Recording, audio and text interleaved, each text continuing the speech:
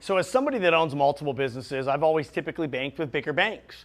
And through this whole process and speaking with so many different business owners, just being in the industries I'm in, I've decided to do some research. And the unsung heroes of this entire COVID issue are small banks. And let me tell you why. So to give you guys a general idea, a normal small bank, which is typically somewhere around 30 branches or less, depending on where you're at, was processing somewhere in the neighborhood of about 75 SBA loans per month, okay, about 75.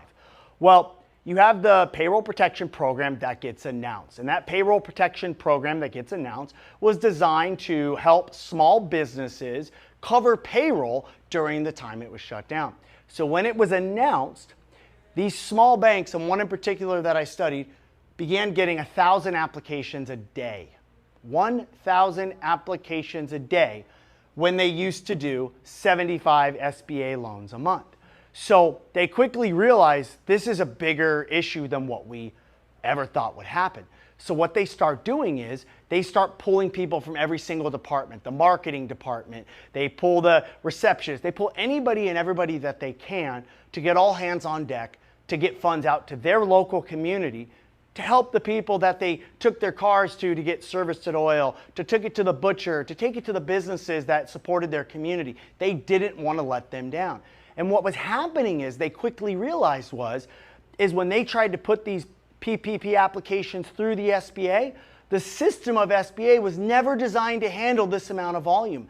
It was never designed, so it crashed. So they began to upload and it would crash, began to upload, it crashed. So they couldn't even get the applications in to be processed. And so they started sharing amongst each other with different small banks out there that, hey, if we start batching late at night between the hours of 10 p.m. and 4 or 5 a.m., it goes right through like butter.